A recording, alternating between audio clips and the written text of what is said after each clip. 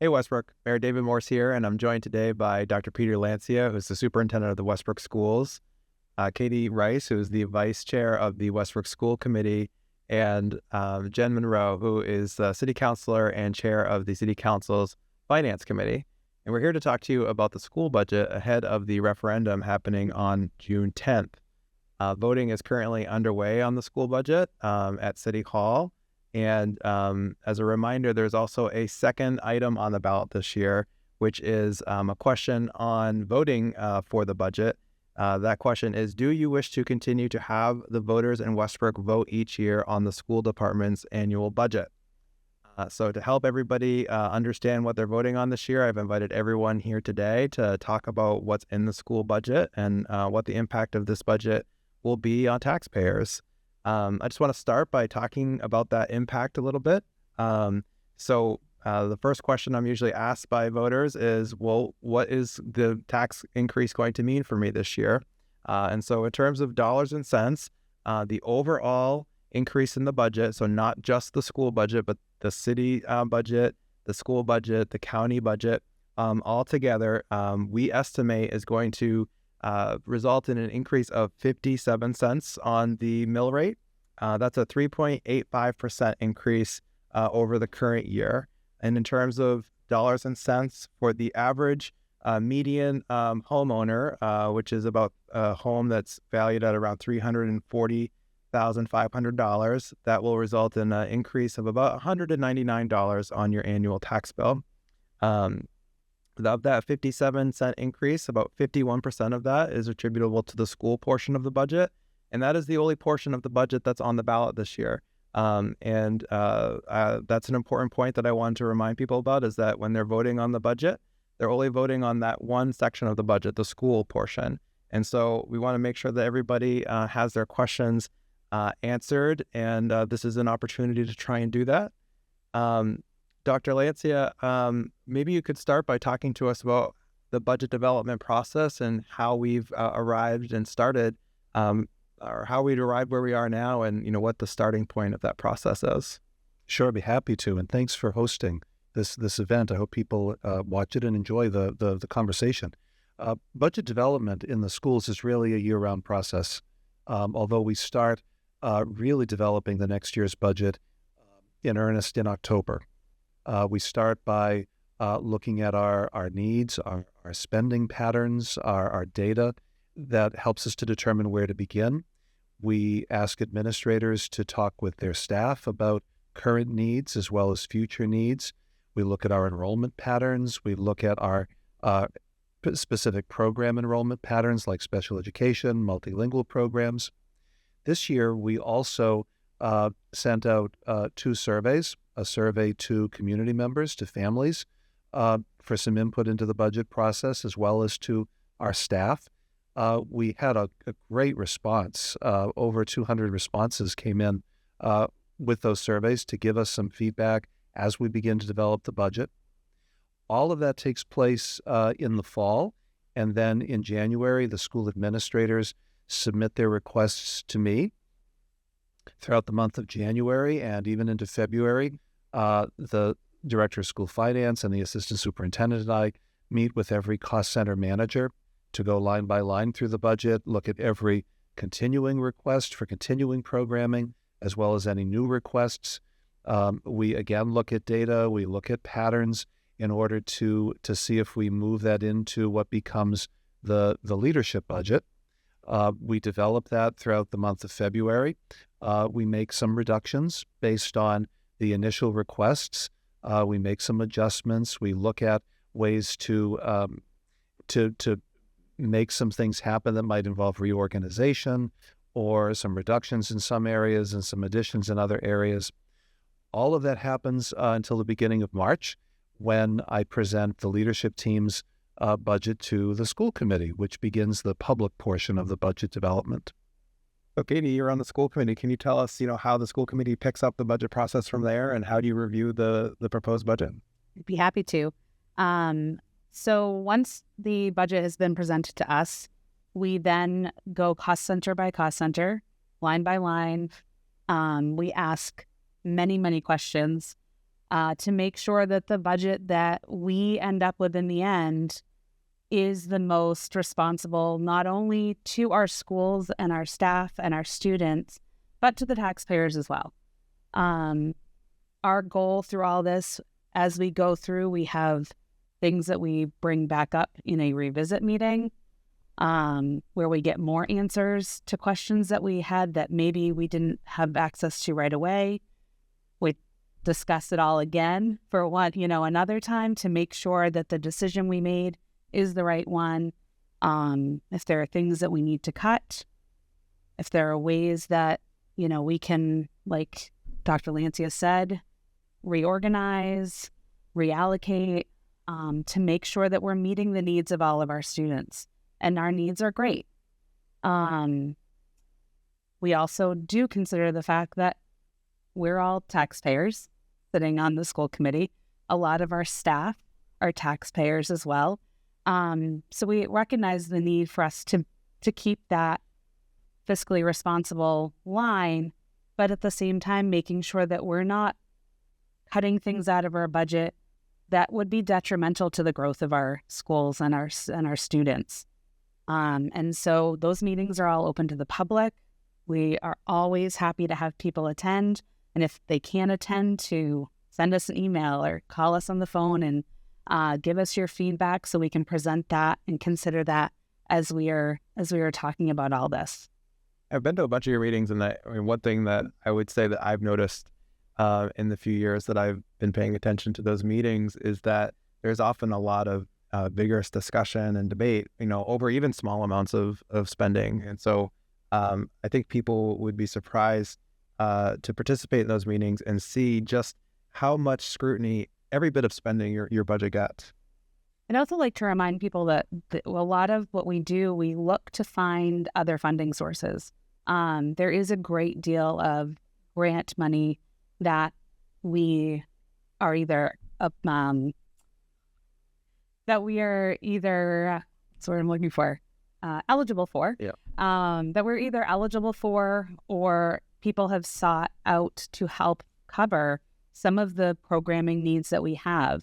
And that's all presented as part of our budget as well, to make sure everyone's aware of where exactly all of our money is coming from, where is it going. It's a very clear process, and I think that we have tried to do a really good job of making sure that if you want to know anything about what we're doing, you can find out if you watch those meetings. Yeah, that's a good point, because over, your overall expenditures are more than $53 million, but of that amount, more than 20 million of that is not coming from local taxpayers. Is that right? That's correct. We actually did see a great deal of that, almost 50%, comes from state subsidy, which we saw a little bit of an increase this year of about $800,000. We see our subsidy go up and down every year. Some of that is dependent upon the number of people, not just children in our schools, but people in the community, the number of people and the poverty level of the community. So, but half of it is from the state subsidy. So after the school committee goes through their process, the city council takes over. Jen, could you talk to how the city council's involvement in the school budget happens? Yeah, it was, I have been attending the school committee budget meetings for the last 2 years, and I think one of my favorite parts is hearing from all the department heads and all the administrators of the schools and everything about all the work they're doing.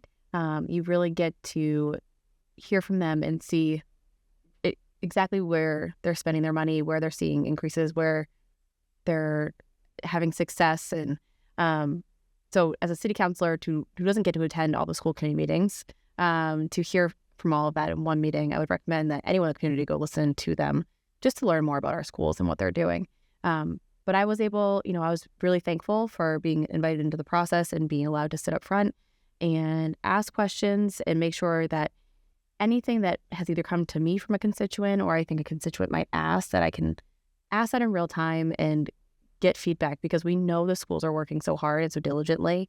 And being able to be part of the process and ask those clarifying questions while they're going line by line, you guys are really scrutinizing that budget. The conversation over granola bars, it was it's real. Like be really honing in on where can we make cuts that won't impact the direct education to the students.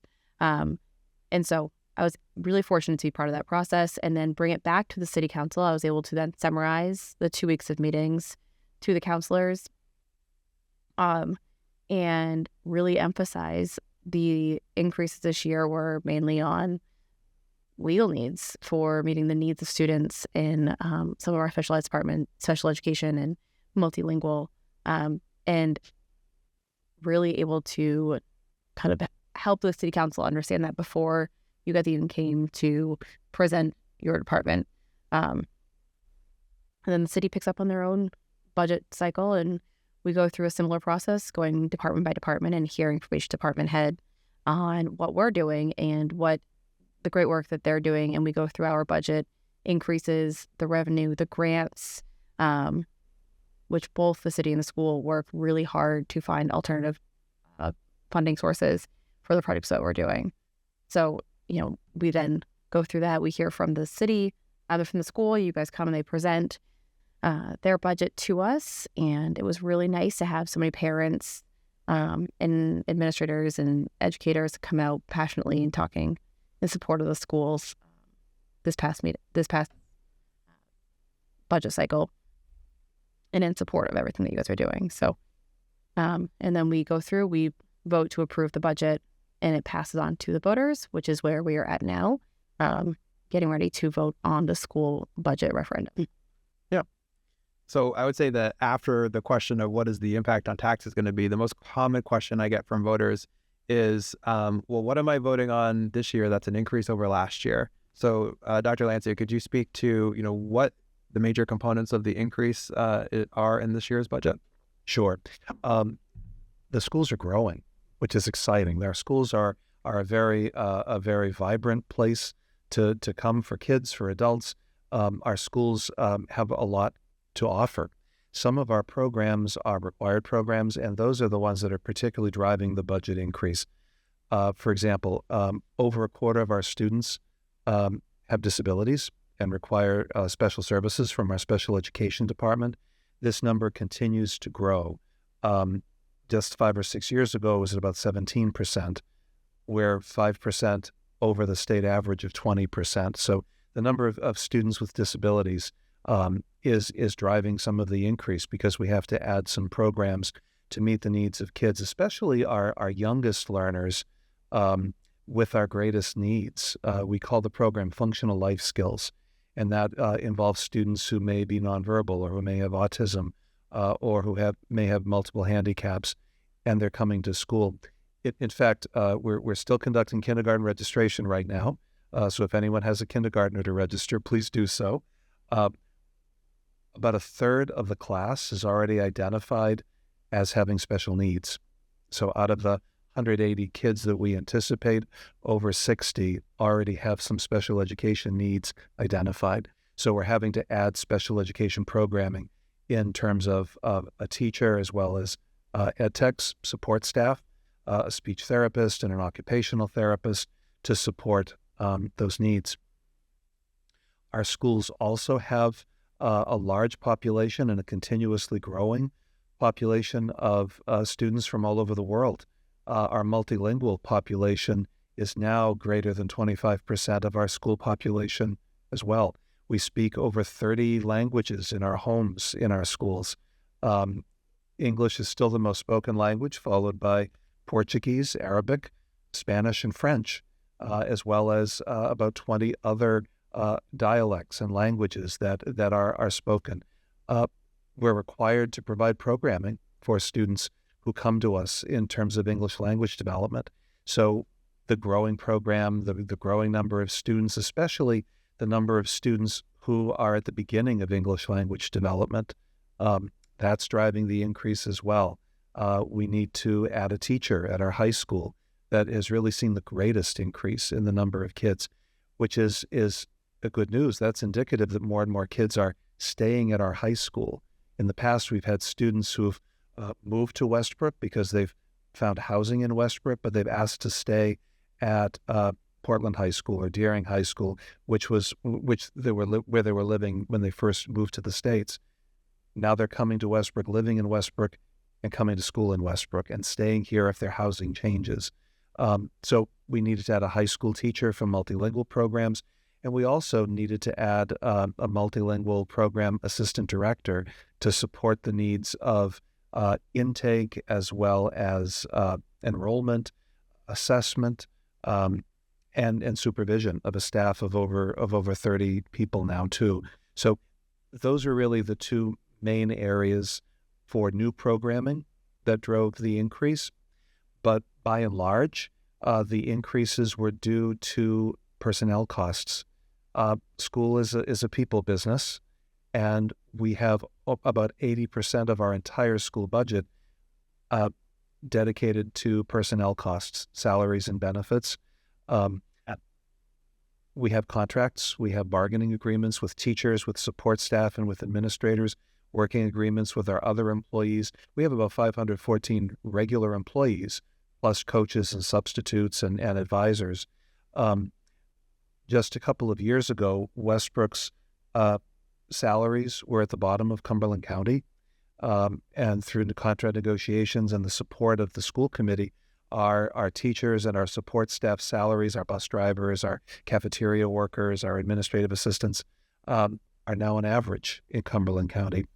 We're teaching in a very competitive market, and in order to get the very best teachers, the very best staff, our salaries needed to be competitive.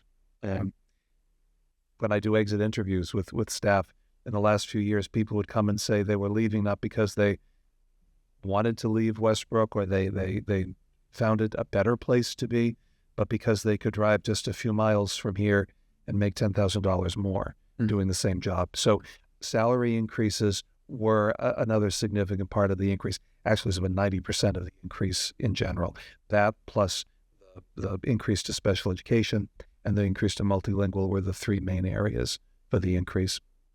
Yeah, I mean, to put things into context for the public, I just want to point out that the labor cost issue is not unique to Westbrook schools or schools at all. Most of the increased expenditures in all municipalities, including the municipal budget in Westbrook, are related to the changes in the labor market and needing to keep up and be able to maintain the staff that we have and attract new people when we have openings, so that we can provide the services that people have come to expect.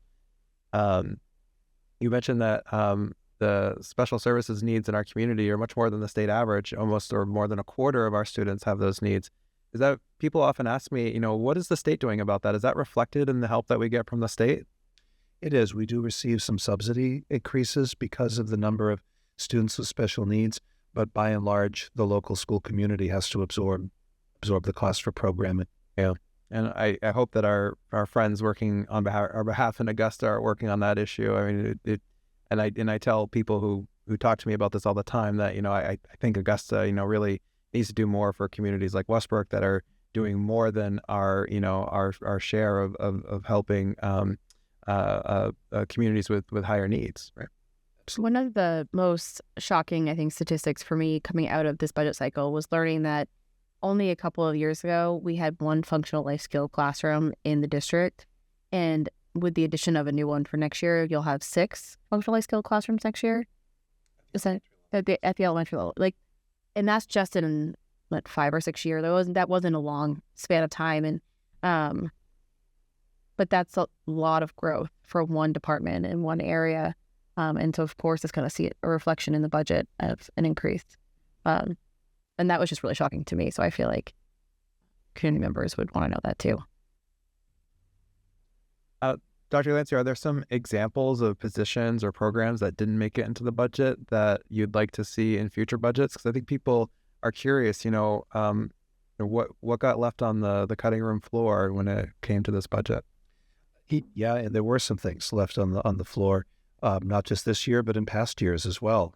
Going through the budget process before the school committee and during the school committee deliberations, there are some painful decisions and really difficult decisions that would help our schools grow and continue to be as competitive as possible among the other schools in the area. But we have to make some hard choices because we're supporting children and we're supporting their needs, but we also need to be good stewards and fiscally responsible as well.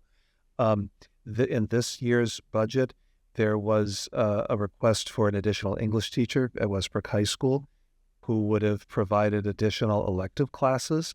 Students have to take English classes all 4 years, which really takes up the general English 9, 10, 11, 12, as well as honors and advanced placement and the courses for the core requirement. That doesn't leave a lot of room for a semester-based elective class like in musical theater or in debate or other topics that might be engaging to students, especially kids who would like to complete a humanities-based diploma or heading into liberal arts or law or one of the fields where language is really significant. There was a request for a restorative learning teacher for Westbrook Middle School that would have supported students who may be in transition because a large classroom setting may not be the most supportive setting for a student because of behavioral needs or because of emotional needs. It would have provided some middle ground, some space that would have supported a child's emotional development as part of their general education program. We'll be providing some services, but through support staff and through a different approach. But a teacher in the program would have added the academic rigor to that as well. There was a request for an additional elementary teacher at one of our elementary schools. The elementary population in general is growing. It's particularly growing at Congdon School, where there's been some growth in the neighborhood. We'll have to see some larger class sizes at our elementary schools because we're not adding that class. In fact, in another reduction, we've eliminated some unfilled positions that were unfilled during this school year. We had a handful of positions that remained unfilled because the workforce wasn't there, as well as based on some retirements or resignations for the next school year. One of those positions that wasn't filled was another elementary teacher at one of the other schools, which again will result in slightly higher class sizes. Westbrook has been able to have class sizes under 20 students for quite a while. Some of our classes might be a little bit larger than that because of those reductions. We've also reduced the number of science teachers through attrition as well. We had a one-year position that wasn't continued into the next school budget. Again, at our high school, that means we'll be losing some opportunities for elective classes. We'll try to cover the students' requests because we want to meet every student's needs. We're still offering advanced placement. We're still offering dual enrollment options with universities for early college credit. We're still offering honors classes. We may not be able to offer some very appealing electives like oceanography or forensics or some technical classes that might incorporate AI or other technology. We'll try to steer students into our vocational center for some of the programs, but not having that science person will be really impactful. So those were some of the things that were kind of left behind that I know will be coming on to the request list in the future, because even though we may have prioritized other things this year, we'll still need to be looking at the needs of all of our students. And as if the trends continue in special education and at multilingual programs, we'll likely have to see some additional staffing in both of those programs as well in the future years. So again, another year of hard decisions and making priorities about all of our needs. You referenced enrollment numbers again. So I just wanted to ask you, like, in a historical context, we know that our overall number is quite a bit lower than it was like 20 years ago, but it's creeping back up. Could you speak to, given that those numbers are lower in that historical context, is it that it's getting more expensive overall? Like, what is is it because of the special services that you were referencing? It's both. Mm-hmm. It's both. Some folks may remember, 20, 25 years ago, we had students from another community attending our schools, from Raymond, That was those were years when our schools were bursting at the seams, and we had a lot of students. Now we've kind of settled just under 2,500 students, between 24 and 2,500 students. We're projecting about 50 additional students for next year, which could grow because of the number of kindergartners or the number of people moving into Westbrook. Westbrook's an appealing place to move to, and for families to settle down and to raise their children in our community, which we think is fantastic. The numbers of students may have been at a slower increase. The complexity of our students has changed greatly. So when we look at, for example, class size, we can't just take a number and divide by the number of classrooms and say, okay, 20 kids in every room. We have students who have specialized programming, whose needs are greater than a general classroom's needs. So the overall school budget is increasing, the needs are increasing, the costs are increasing because of that as well. And like anyone else, the cost of electricity is higher, the cost of fuel is higher, the cost of food is higher. The different programs that we offer. In fact, we do a bid list every year with a local or a national vendor to provide a lot of our school supplies. We learned that the cost of Post-it notes, right? Sticky note, Post-it notes, has increased 64% from when the bid list was drafted originally. So we'll likely be using fewer Post-it notes because of the increase of 64%. So overall costs, but it's the complexity of our programming needs that are really increasing the budget. You spoke about, the need for staffing levels that are responsive to increasing needs of special services students. Is that staffing level something that we get to decide all on our own at the local level, or are there laws that establish certain requirements for how much staffing we need? There are laws that have limits to caseloads, the number of students that a teacher in special education can work with on their caseload, or in speech therapy or in occupational therapy. So there are some regulations around that, and we can't exceed those regulations. Our special ed programming in particular is dependent on what's called an IEP, an individual education plan, that's written by a team of people, including parents and educators and service providers, for every individual child who receives special services every year. And whatever is written into that plan, a school is obliged to provide. Sometimes that is one-on-one support from a paraprofessional. Sometimes that is very specialized instruction in a separate setting. Sometimes it's someone going with the student into the general ed setting. But whatever's in the IEP is a legal document. We have to provide those things, including any students who move to Westbrook. So if a student has an IEP from another community and they move to a school here, we're obligated to follow that plan until the plan expires or until we see the need to make some adjustments. We can't just decide, well, we don't do that here. Okay. If a student moves to our district, we have to provide whatever that need might be. Thank you for explaining that. So it's not as simple as you have 100 students in special services and therefore you have this number of staff. It's really highly dependent on each individual and their needs as they've been assessed by their team. Absolutely. Okay, thank you for explaining that. So Katy, I think it's important for people to understand, what would happen if the budget didn't pass. You would have to reconvene and make decisions, but do you have an idea of what would happen?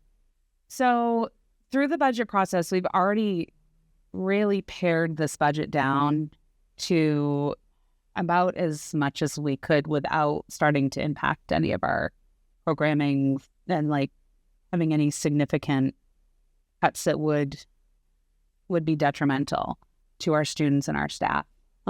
So should we need to go back and cut more things out of this budget, we are looking at things that, we're cutting potentially programming, we're cutting classes that we offer, we're cutting maybe athletics that are available or other after-school programs, staff it's hard to say. There's not a lot of wiggle room left in the budget that we created this year, that would allow us, as Jen referenced, we talked about granola bars. We cut a line out of our budget about snacks during testing for the high school students.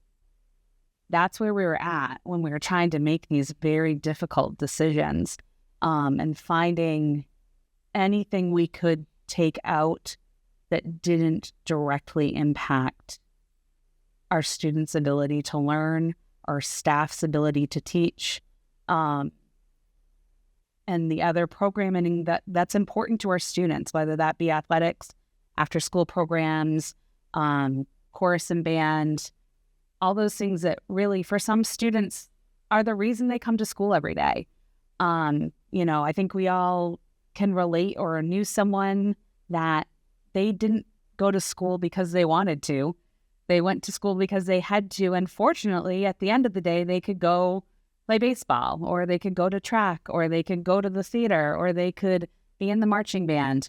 There are a lot of things that we educationally are able to provide that are bigger than just the classroom. And they're all equally important. And that's what we would have to look at, whether it's things that are happening during the school day or things that are happening after. Those are things that will directly impact our students if we need to go back and cut them. I know last year after the budget didn't pass, one of the things you guys cut was one of the buses. Like, that can't happen again this year because we're talking about the safety of the students. Like, it was pushed off a year, but it can't go two. So you can't look at those types of reductions. And you already cut, 15% of the supply line for books and supplies. Like, the cost of goods is going up. So when you cut the reduction line with the cost going up, you're now just getting less classroom supplies, less books, and there really wasn't much else to start cutting. And you really will be looking at staff and athletics and arts and those. Yeah, and that's how we came to the hard decision not to cut the unfilled positions. Yeah, those positions weren't unfilled because we didn't need them. Right. They were unfortunately unfilled because we couldn't find people to be in them. And because of that, we made do. And in, trying to present the most bare bones budget we could, we made the choice to cut those positions out instead of leave them and hope we could fill them. Again, those aren't positions we didn't need or want to have in our budget. But we cut them because that would be the least detrimental thing we could do. The budget that we've created is one of preservation, kind of a bare bones preservation of programming that impacts children, reductions that have impacted children the least. Anything further would really start to really negatively impact, as Katie said, the things that aren't just add-ons. They're important parts of our students' day. They learn in so many different ways. Without those, their experience would be lessened. Without certain staff, their experience would be less. We'd love to see a budget that grows our schools and really moves and takes those next steps that we need to take. Right now, we're just preserving, and we hope to be able to maintain that same level of service with as least of a negative impact as we can with the cuts to this point. So despite all the cuts that you've made and hard decisions you've made, do you feel that this budget, that is supportive enough of the kids and of the staff? It supports our staff. It takes it and our students. It takes care of our needs, our basic needs. Does it have some of the add-ons that other schools in Greater Portland have? No. Like when we eliminated an English teacher or a science teacher, we should have an engineering program at our schools. We should have a full set of courses in technology, which just expands every single day. We're not able to do that to the extent that we want to. We have some introductory courses. We have one-off courses. We want to be able to provide things for our students that set them up well for their future, where and our budget is doing as well as we can. We're preserving as much as we can. All right. And as Peter said, this is a preservation budget. We are trying to be mindful and respectful of, the taxpayers, bottom line. And, as I mentioned, we're all taxpayers too, on the school committee, but we're trying to be responsible to our students and our staff.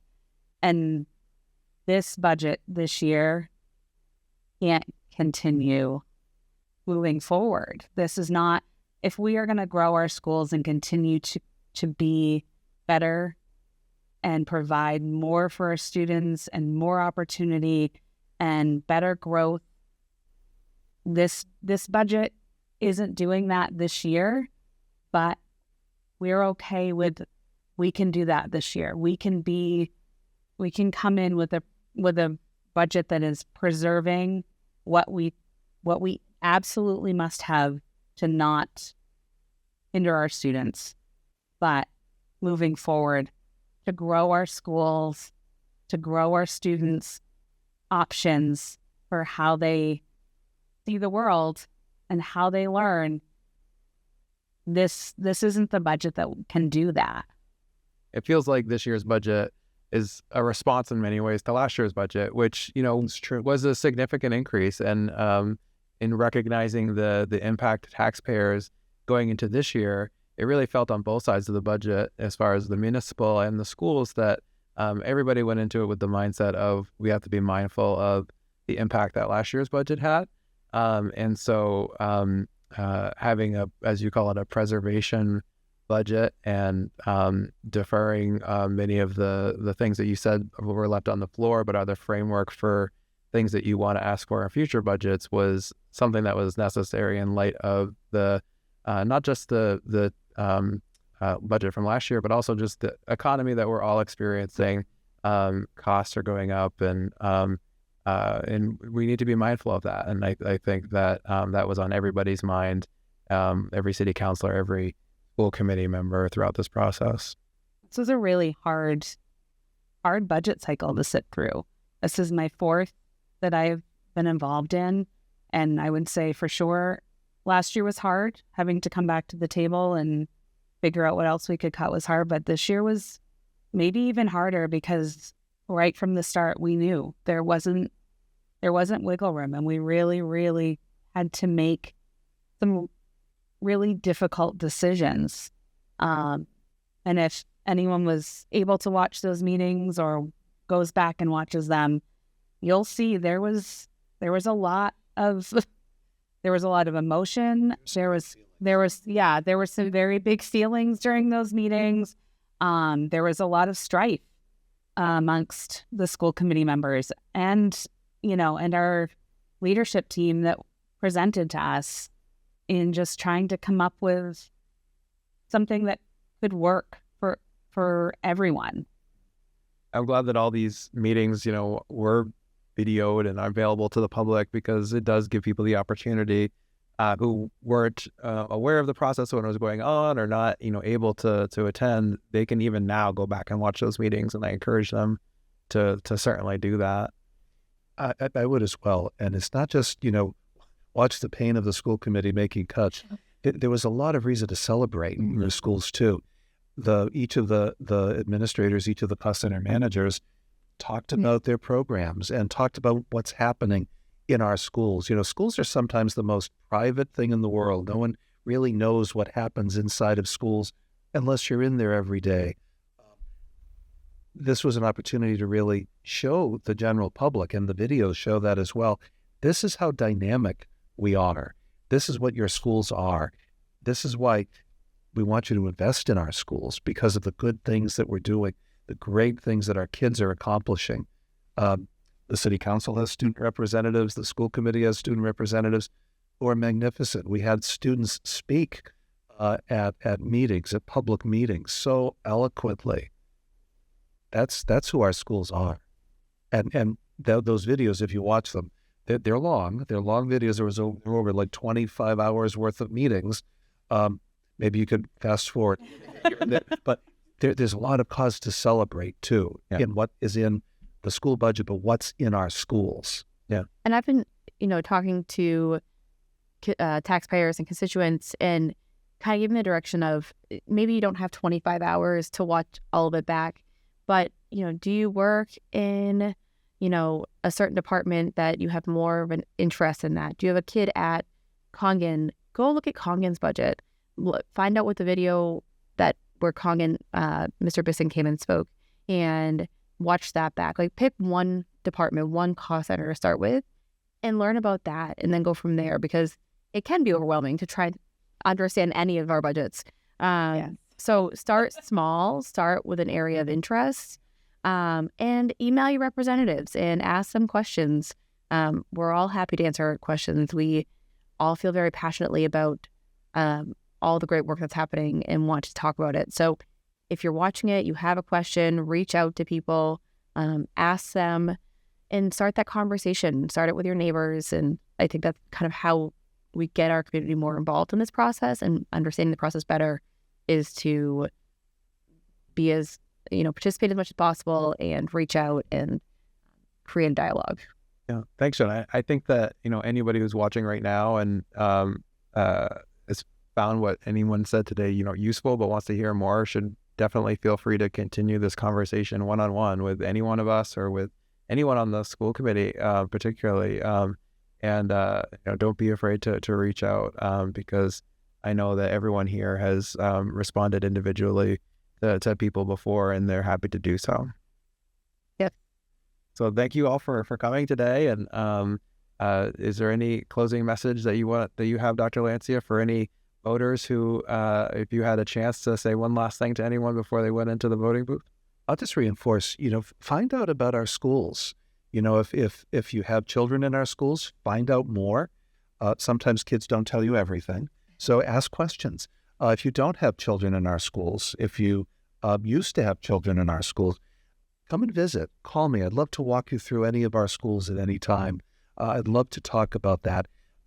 Our schools provide such amazing things for our students, and our students are absolutely phenomenal. Today was Special Olympics Day, and we had over 60 kids compete at Bonnie Eagle for Special Olympics with the rest of Southern Maine. Amazing. We have kids who it's award season, it's graduation season, hundreds of kids receiving academic honors at our high school for college book awards, for honor roll, for high achievement and high effort. We have amazing students because we have amazing schools, and the stronger our schools are, the stronger our community is. So I hope you'll find out about our schools if you don't know. Thank you, everybody, for watching. And remember to vote on June 10th at the Community Center here in Westbrook, or stop by City Hall sometime before if you'd like to cast your ballot early.